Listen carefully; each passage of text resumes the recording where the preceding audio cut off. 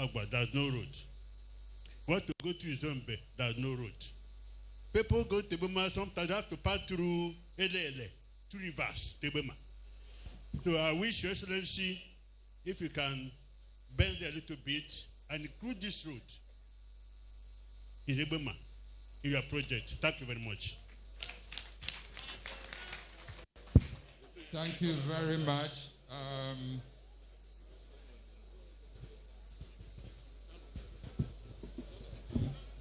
Okay, let's hear from Dr. CNC Nwachukwu from Okigwe Zone.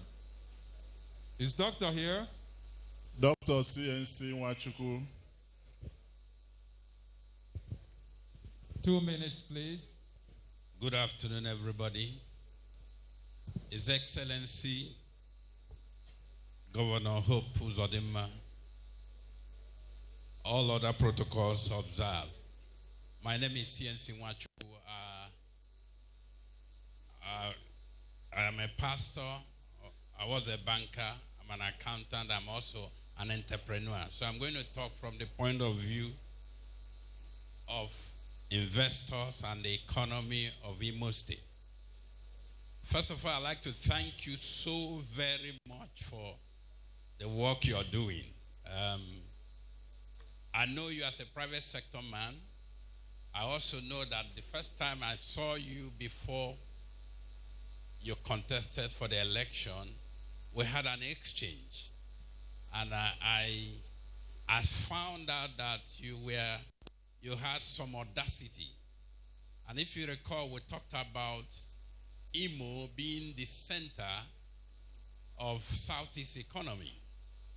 We talked about linkages between Imo and Abia, linkages between Imo and Port Harcourt, linkages between Imo and Anambra.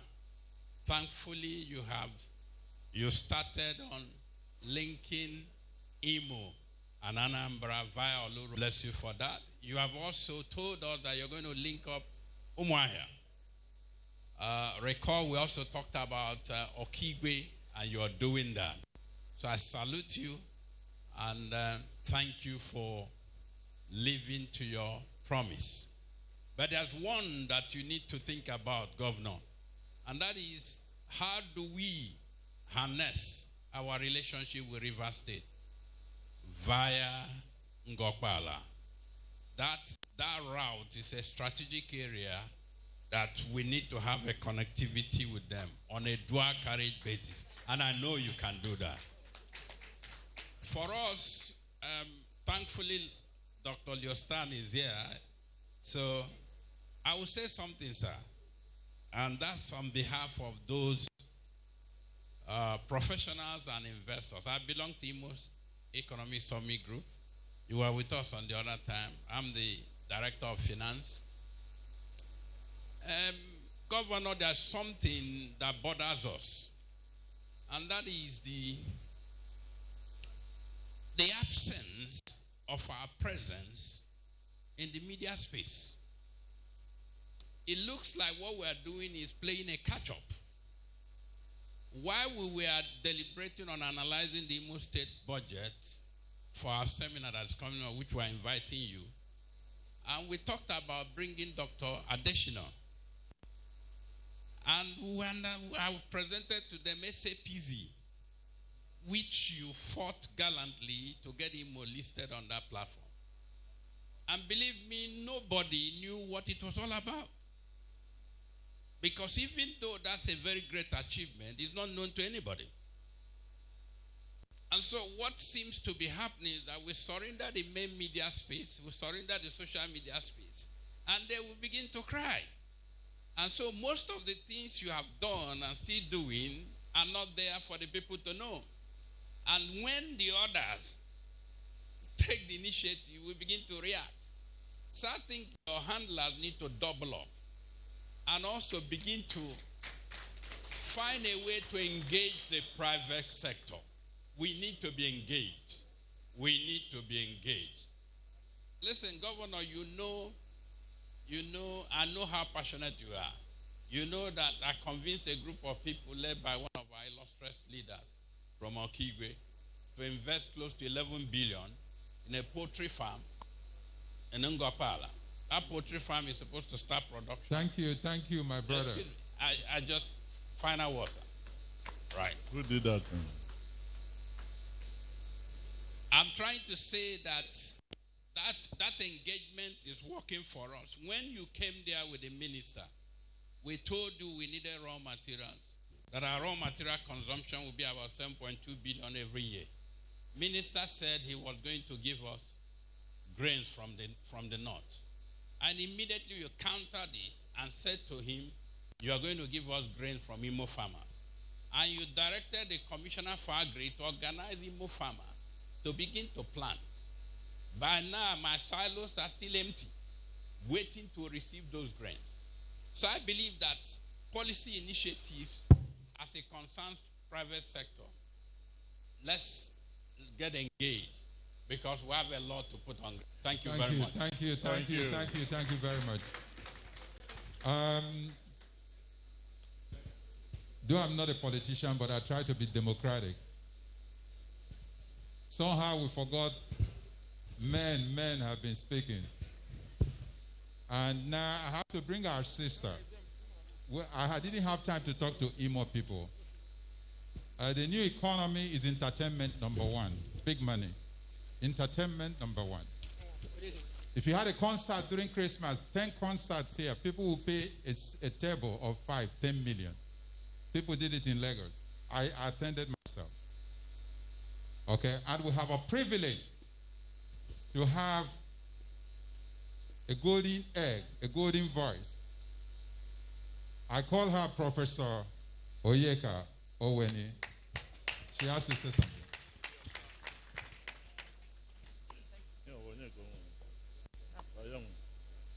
Thank you most kindly, Your Excellencies. All protocols observed. I'm not going to waste your time. My name is Onyeka Onwenu. I am a politician. Proudly so. Imo State,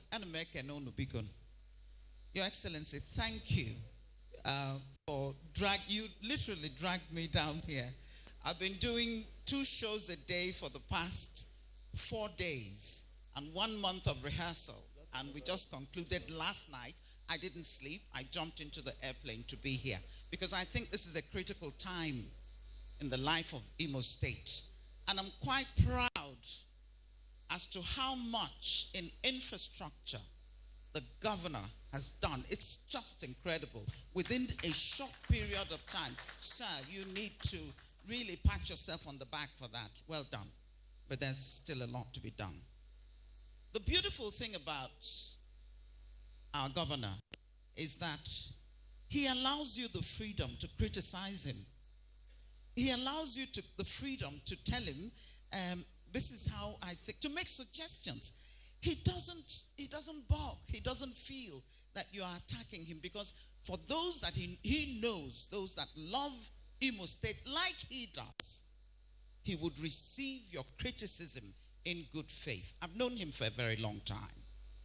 And I've known the fact that he is in love with Imo State. He has been for a very long time. He has committed so much to politics and governance in Imo State without even talking about it.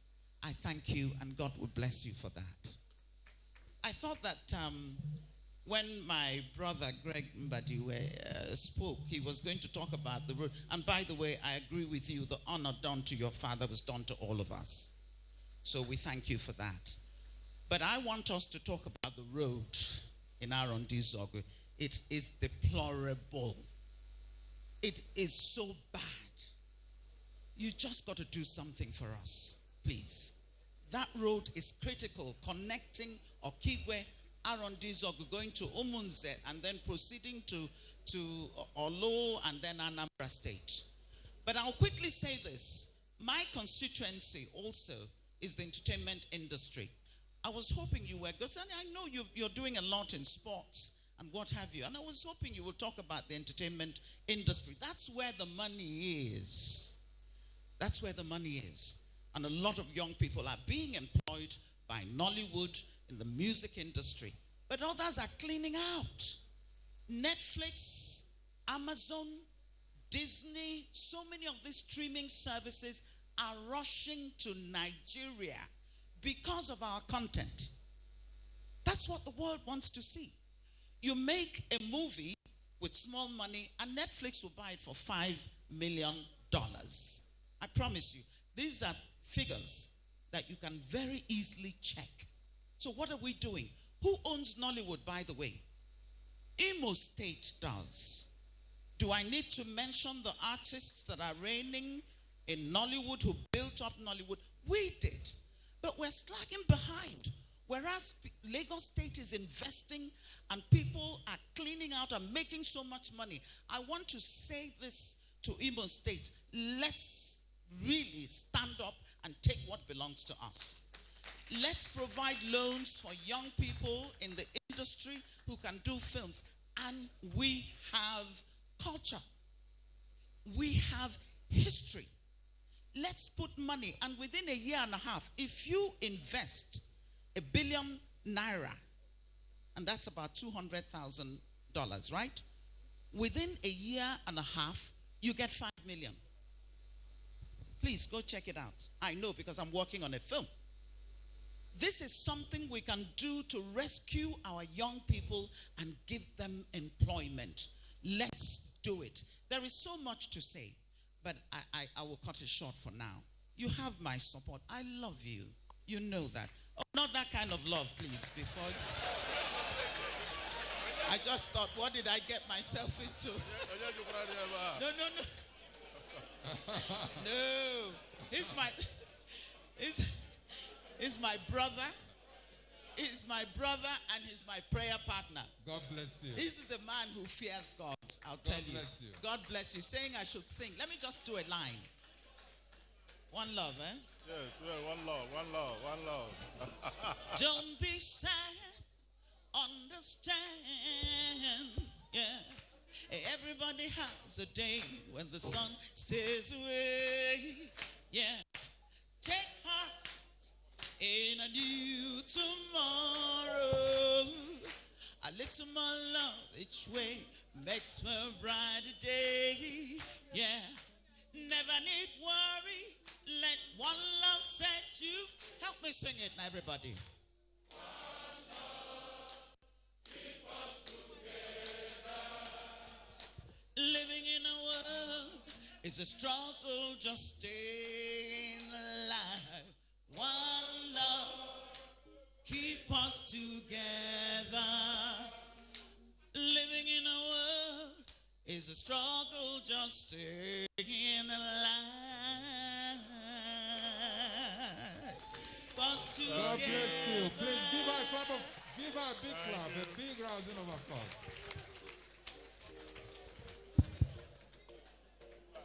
Now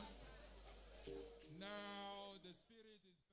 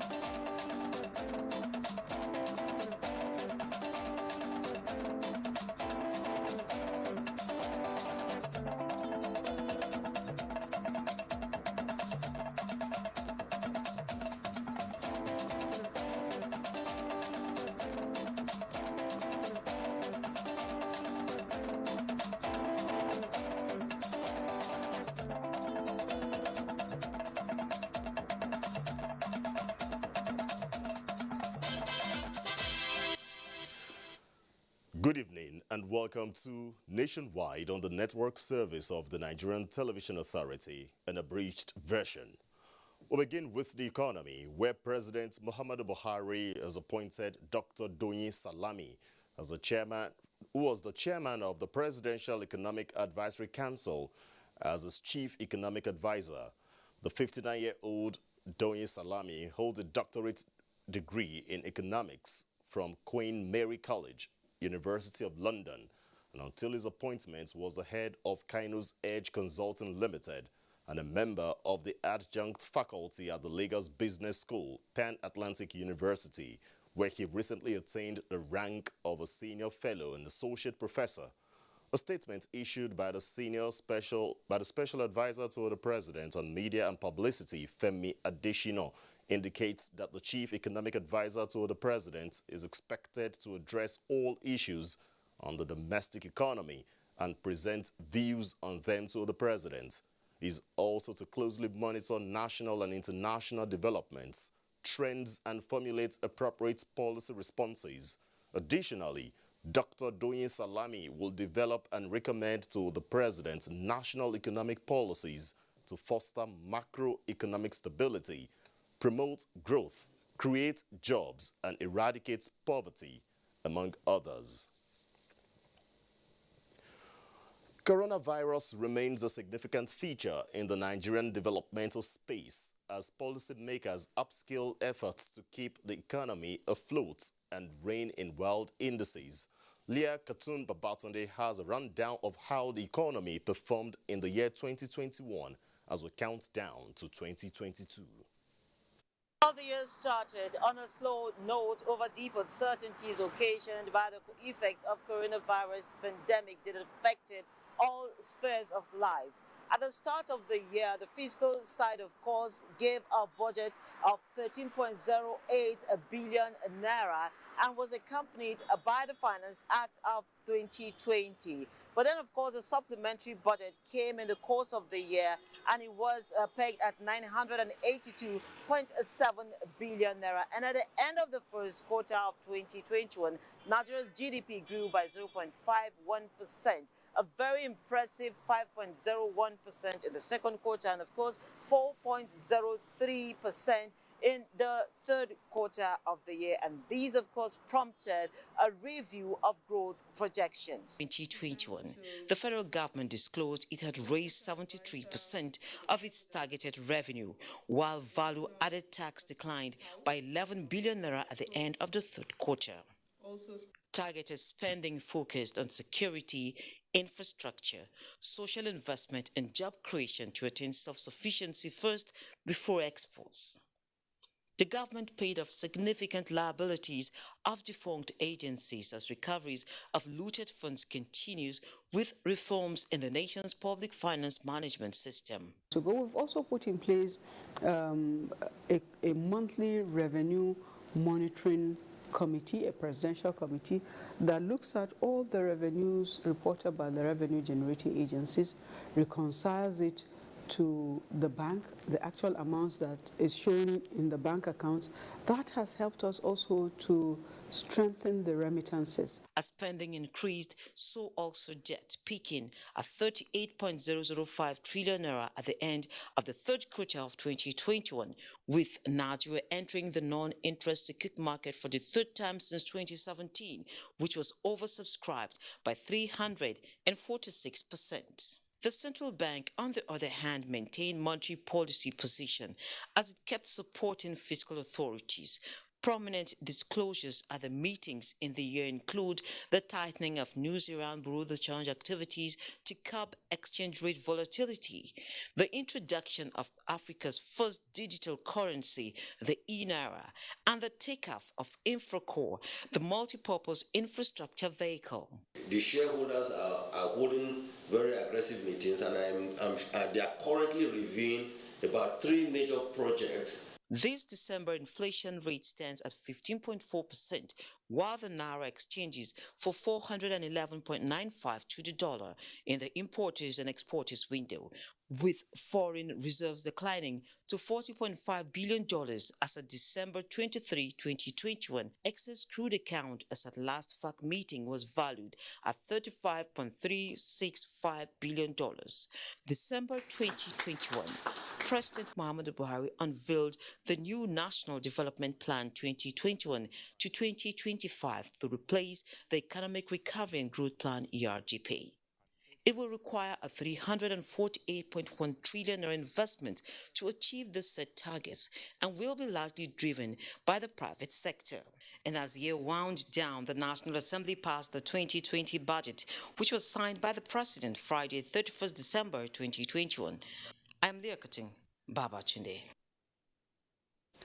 Still on the economy, a recent figure released by the federal government and the Central Bank of Nigeria indicates that the country's food import bill has dropped by about 90% as at December 2021. Official documents indicated that the drop was attributed to the impact of the Anchor Borrowers Program. Musa Aliyu has the details. As at 2015, Nigeria was losing more than $3.40 billion while importing agricultural produce and products. 80% of those imports are food that can be produced locally. We must produce what we eat and eat what we produce. It's a statement synonymous with the present administration. The agricultural sector. While walking the talk, the government introduced Anchor Borrowers Program with a view to supporting smallholder farmers to boost their agricultural output. Our administration has leveraged innovation and mechanism in the agricultural sector by supporting the production of numerous commodities in which the country has comparative advantage, thereby guaranteeing the availability of these commodities to the masses. Investigation revealed that in 2021, the program has successfully put an end to importation of rice and maize, with local production increased by 80%. At the moment, Nigeria is rated the largest producer of maize and rice in Africa. Figures from the Central Bank of Nigeria indicate that food bill as at November last year was put at $0.54 billion against the $3.40 billion 6 years back. Under this program, over 788 billion naira has been disbursed to 4.1 million farmers, cultivating 4.8 million hectares of farmlands through 23 participating financial institutions. Closing demand and supply of wheat, sugar and milk and dairy products remain a major challenge. Currently now, Nigeria is demanding more than 5.2 million metric tons of wheat to be processed by our millers. And our country is spending over 1.3 trillion naira importing this material. We can't remain on this forever. However, the Federal Ministry of Agriculture is currently implementing a national livestock development program aimed at boosting the local production of milk. Is developed to provide an integrated approach to agricultural development in terms of access and application of improved inputs, linkages between agricultural research and training institutions, input provision for farmers, agricultural mechanization, extension services, provision of rural infrastructure, access to affordable funding. Agriculture economists are of the view that most of the agricultural interventions of the Buhari administration in the last 6 years have created jobs for millions of Nigerians. Musa Aliyu, NTA News. The Independent National Electoral Commission, INEC, has released a timetable and schedule of activities for the conduct of the June 18, 2022 Ekiti State Governorship election. The timetable from the INEC headquarters, Tuesday, 4th January 2022, indicates that notice of election has already been pasted at the INEC State Office at Ado-Ekiti on the 3rd of January, while party primaries start from the 4th and end on the 29th of January. Last day of withdrawal and replacement of candidates is 25th of February, while campaigns begin on the 20th of March and will be rounded off on the 16th of June. The 14-item timetable will be concluded with the conduct of the election on the 18th of June 2022. INEC advises all the 18 political parties to follow the schedule judiciously. This exercise is in accordance with the provisions of Section 178, subsection 2 of the Constitution and Section 25, subsection 8 of the Electoral Act, which states that election into the office of the Ekiti State Governor shall not hold not earlier than 150 days and not later than 30 days before the expiration of the term of office of the last holder of the office. President Buhari's decision not to assent to the Electoral Act Amendment Bill is based on the interest of the majority of Nigerians. Evaluating the performance of the judiciary sector in the year 2021 on Good Morning Nigeria, Attorney General of the Federation and Minister of Justice Abubakar Malami says President Buhari's decision on other matters, including plea for the release of leader of the proscribed IPOB, Nnamdi Kanu, will be determined by public interests. Ekemini Williams reports.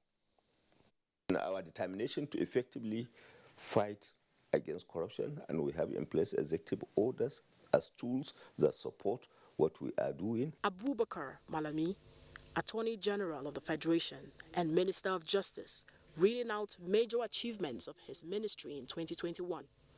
Perhaps the most fundamental of these achievements is the setting up of the beneficial register approach to secure international support against looting and fund recovery. And that resolution was adopted at the conference, and then we have countries, the inclusive of Pakistan, Palestine, Peru, Saudi Arabia, Colombia, Burkina Faso, Dominican Republic, among others, inclusive of the United States, that supported the resolution. So we are taking the fight to the international level as far as recovery is concerned, inclusive of what we are doing locally. Other guests on the program note that regardless of the milestones, COVID-19 and Joseon strike were big drawbacks for the sector in 2021. With regards to the COVID-19, which is an international phenomenon, there is no doubt that it has slowed down the pace of justice delivery in Nigeria. But with the introduction of that virtual concept, to a certain extent, the problem was addressed. You may recall that the Honorable President of the Court of Appeal made a complaint about the poor remuneration of our judicial officers.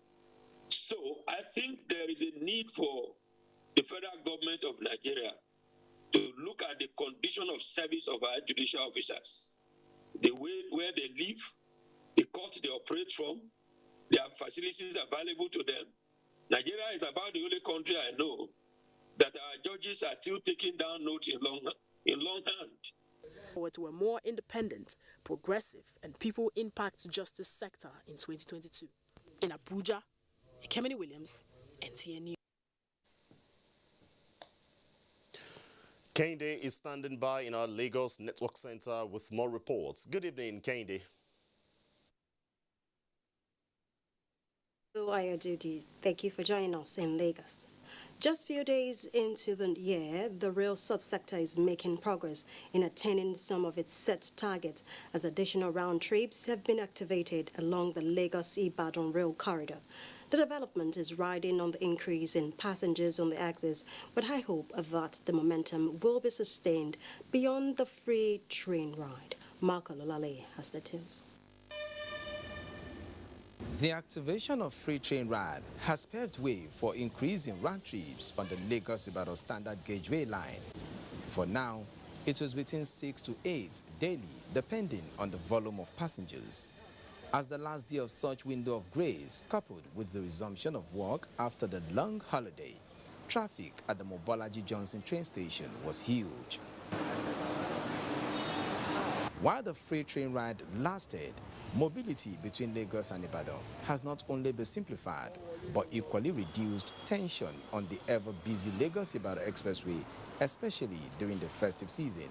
The risk on the road, motorists will be in a hurry, and of course they will also hike the prices because there are no alternatives. But now you can just imagine the volume of people that the train will be able, and of course at land they are making about 4 trips today. Now you know that you're not going to stay on the road for hours. If your movement is for 2 or 2.5 hours, you know it's going to be 2.5 hours. The journey from Ibadan to Lagos has never been so comfortable for Esther Makinde. The free train ride was the initial bait for her and the family, but the timeliness and safety experience left a lasting impression. There's no stress and they are time conscious. At Omiadio, they said they would spend only 2 minutes. Those that did not enter the train on time, the train left, they are just looking at us as we are going. And for safety, no accidents, no all this tanker, we do this, no. So I think I prefer this one.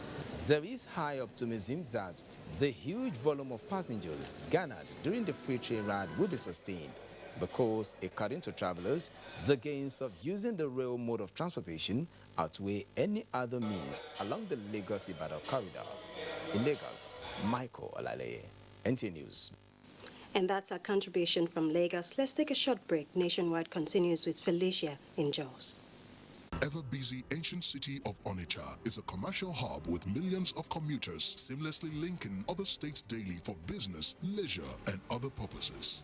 To upscale its road network, the construction of a 1.6-kilometer long second Niger bridge, including a 10.3-kilometer highway furnished with other infrastructure, has been in motion by the federal government. This project will ease congestion on the existing 56-year-old Onitsha bridge and boost the economic capacity of the state as it easily connects to other parts of the country. The completion of the world-class second Niger bridge Onitsha will be one of the many proud moments of the state, its people, Nigerians, and foreign investors. Onitsha, which hosts the largest market in Africa, is geared up to boast of an impressive road network. Once again, these moments are made alive by the federal government, and it is deserving of all the applause.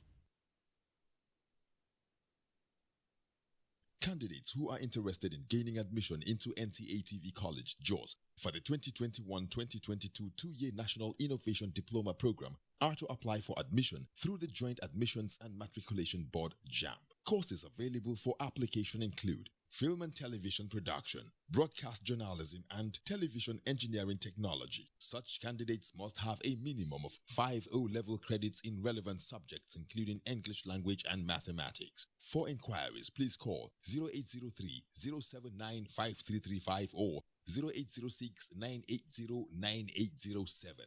Management Announcer. From the heart of the Federal Capital Territory to the ancient city of Kano, from the sprawling rooftops of Ibadan to the bustling markets of Aba and the creeks of the Niger Delta, you really can't beat the reach. Over the years, we have kept going, keeping you informed, educated, and entertained. And how have we survived in the very challenging year? Because of our pillars of support, namely the 3 tiers of government: ministries, departments, and agencies, corporate bodies and advertisers, religious bodies, civil society groups, political parties, and most importantly, you, our esteemed viewers. Together, we made 2021 great. And together, we shall make 2022 greater. Thank you from all of us here at NTA. Your season's greetings and a prosperous new year. Over Femi Martins. Just look at this.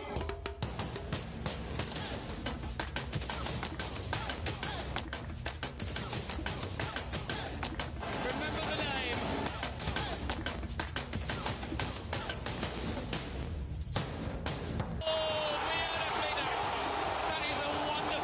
The African Cup of Nations starts on the 9th of January 2022 on NTA, powered by AfroSports. For sponsorship and advertisements, contact us on 090-9890-6913 or 090-3513-2838.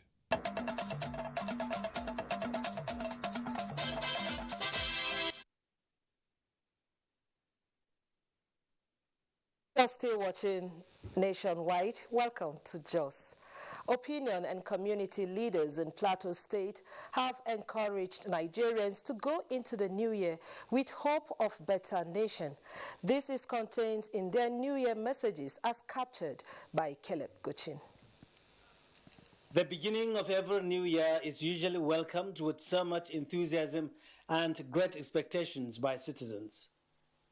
2022 is no exception, but with a caveat by leaders who are calling on everyone to do the needful if these expectations are to come to fruition. We have to live by the teachings of the holy books and join us to live in peace with one another, to respect constituted authorities in the land, and of course work for the progress of the land. We want to thank God for this year. It's a year that the Lord has promised to visit us, to making all things new. We've come a long way in the peaceful coexistence that we have been managing in our state. My message is for us to continue striving to sustain it. One major important thing that we have to think of is for us not to lose faith in the country Nigeria. Let's think positive. These stakeholders are also calling on those in authority at all levels to be just and fair in the discharge of their duties. You have to pray for them. They are our drivers now. All the issues of the insurgency, the banditry, and all of that, the Lord is visiting us with a newness, with a miracle of healing this land. It is the consensus of these leaders that in unity, Nigeria and indeed Nigerians will experience prosperity. In Jos, Caleb Gochin, NTA News. That's the size of our bulletin from Jos. Ayodeji, it's back to you in Abuja. Felicia in our Jos Network Center, we thank you. French researchers have detected a new COVID variant named IHU. The new variant from the lineage named B.1.640.2 has so far infected 12 people in the country. Reports say the variant, which has 46 mutations and 37 deletions, is probably of Cameroonian origin. According to the study, the index case was a vaccinated adult who had returned to France from a trip to Cameroon in Central Africa.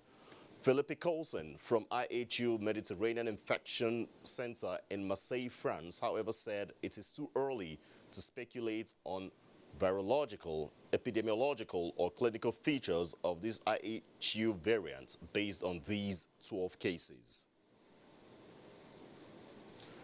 Let's go over now to our Ibadan Network Center for the continuation of Nationwide.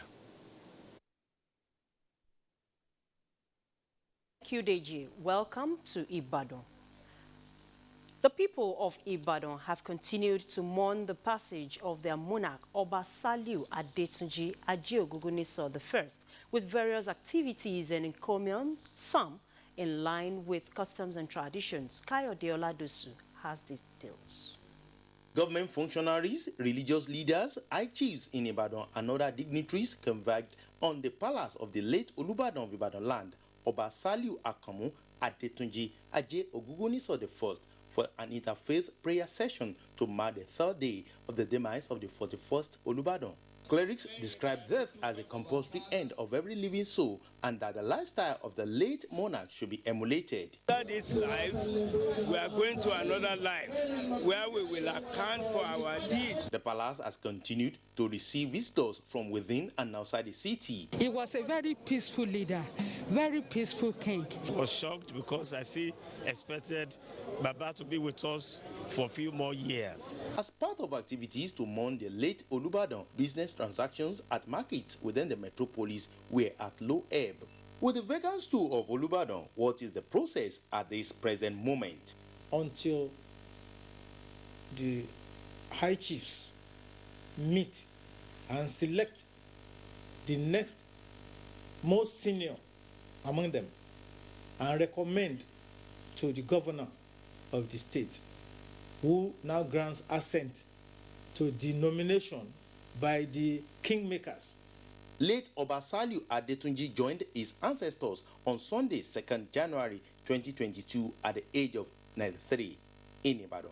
Kayode Oladosu, NTA News. And that's it from Ibadan. It's back to you in Abuja, Ayodeji. Thanks, Adibola. The FCT Security Joint Task Force has reclaimed a village which was recently sacked by bandits in Kwali Area Council. This followed the launch of Operation G7 involving the other 6 states of the North Central bordering the nation's capital. Onotu Yakubu brings us the details of the operation.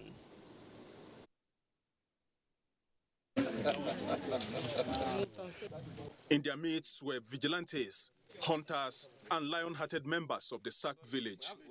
We have to see the way. Mate village is about 15 kilometers off course northwest of Yangoji in Kwali along the Abuja-Lokoja Expressway. To assess Mate, the team traveled hours in between shrubs, forest haze, crossed rivers and streams, and then completed the journey on foot. So nothing was left to chance in the deployment to ensure victory. Here was initially sacked. this place we had, they were sacked. But now they are back here. We have already told Bata people to come back. We have informed their village head, Hakimi. We have informed the Hakimi that they should return back. Some of them are even here. Some of those people from Bata are here. By the time the team arrived, the bandits had run away, but their marauding of the village was evident in every hut, while the village head's house was said to have been made their operational base. With the mission accomplished, the operatives directed the village head to return his subjects to his land with a promise of a security post to provide the needed safety. Onoto Yakubu, NTA News. The Imo State Police Command has successfully repelled an attack and attempt at setting the palace of Eze Emmanuel Okeke ablaze by men suspected to be members of the proscribed indigenous people of Biafra. A statement signed by the Police Public Relations Officer, Imo State Command, Michael Abatam, indicates that the attack, which occurred on Monday, January 3, 2022, at Ezioha Amafike in Olu local government area of Imo State, was successfully repelled by the command's tactical team in synergy with the vigilante group in the area. According to the statement, the hoodlums in their numbers besieged the palace of the traditional ruler armed with assorted weapons, but were subdued by the tactical teams, while one of the hoodlums was neutralized and others escaped with bullet wounds.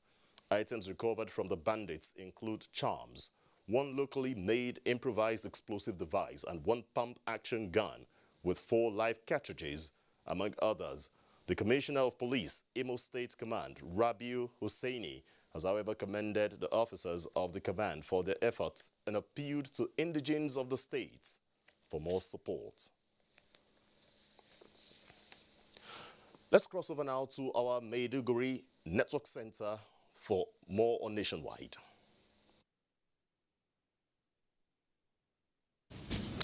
It's always good to see you, Ayodeji, and thank you for joining us. It's always good to see you. Sheikh of Borno, Abubakar Ibn Umar Garbai Al-Amin Al-Kanemi, has called on stakeholders to continuously guide and educate members of the society that have been rendered vulnerable due to the Boko Haram insurgency. The Sheikh made the call when he received a group of orphans and widows with the National Youth Service Corps members assisting in educating them on a courtesy call to his palace. Here are more details of the... According to Borno State government, the more than a decade-long insurgency in northeastern Nigeria has caused the emergence of over 100,000 orphans and widows as at 2020. This development led to the emergence of various orphans and widows educational groups in the state to bridge the educational and entrepreneurial gap in the society. This group, known as Fatima Orphans and Widows, is one of such foundations that call on the Sheikh of Borno, who is also the patron of the group. The Sheikh called on well-meaning Nigerians to assist such organizations for the growth and well-being of the society and the nation in general. You have a very good motives, and this is what we are expecting from you people. So I sincerely thank you very much, you see, for promoting our tradition and culture. Sheikh Abubakar Ibn Umar Garbai Al-Kanemi thanked the group of orphans and widows for the visit and expressed appreciation with staff and youth corps members for imparting knowledge and guiding the young orphans as well as the skills they train the widows on, thereby making them self-reliant at the same time. Yagumsu of Borno, the first wife of the Sheikh, who is also the matron of the group, encouraged them to keep the momentum in skill acquisition and traditional crafts as a way of reviving the dying culture of the Kanuri people of Borno. And that will be it from here. Ayodeji, it's now back to you. Thanks. And back here in the seat of power, President of the Senate, Ahmad Lawan, has condoled with the family of Bashir Uthman Tofa, who died on Monday. In a statement by the Special Advisor to the President of the Senate on Media and Publicity, Ola Awoniyi, Senator Lawan commiserated with friends, political associates, government, and people of Kano State on the demise of the late politician. Senator Lawan said the death of Tofa who it describes as an astute politician, is a great loss to the country. He prayed for Allah to forgive his sins, accept his soul in Al-Jannah Firdaus, and console those that he left behind. And that's Nationwide. We thank you for watching. I'm Ayo Deji. Makinde, please remember to connect with the NTA and stand against rape and rapists. Good evening.